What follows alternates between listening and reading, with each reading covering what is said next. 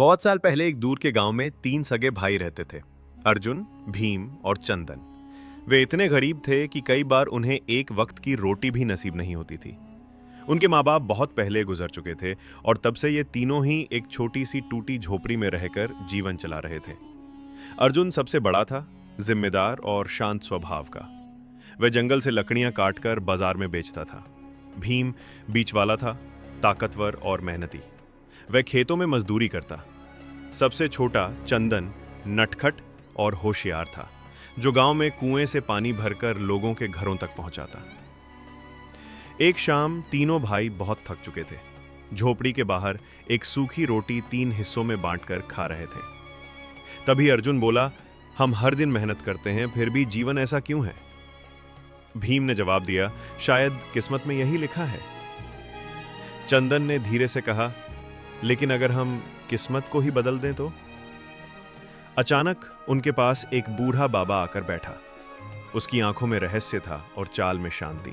उसने कहा, तुम तीनों एकजुट हो, मेहनती हो और दिल से साफ हो, इसलिए तुम्हें एक मौका दिया जाएगा। कल सुबह सूरज निकलते ही पहाड़ की उस गुफा में चले जाना जो गांव से दूर उत्तर दिशा में है।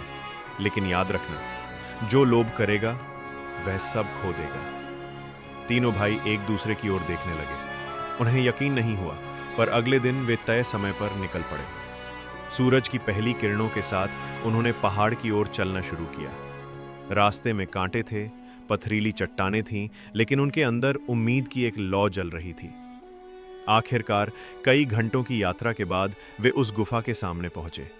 उसका द्वार खुद ब खुद खुला और अंदर से एक चमकीली रोशनी निकल रही थी। गुफा के भीतर प्रवेश करते ही उन्हें तीन अलग रास्ते दिखे, लेकिन हर रास्ते के सामने एक पत्थर पर लिखा था, एक साथ रहो, अलग हुए तो खत्म। तीनों ने हाथ पकड़कर एक ही रास्ता चुना और आगे बढ़े। भीतर और भी अजीब चीजें थीं, दीवारों पर अजीब चित्र, हवा में कानों में गूंजती फुसफुसाहट। याद है ना बाबा की बात? चंदन ने चारों ओर देखा।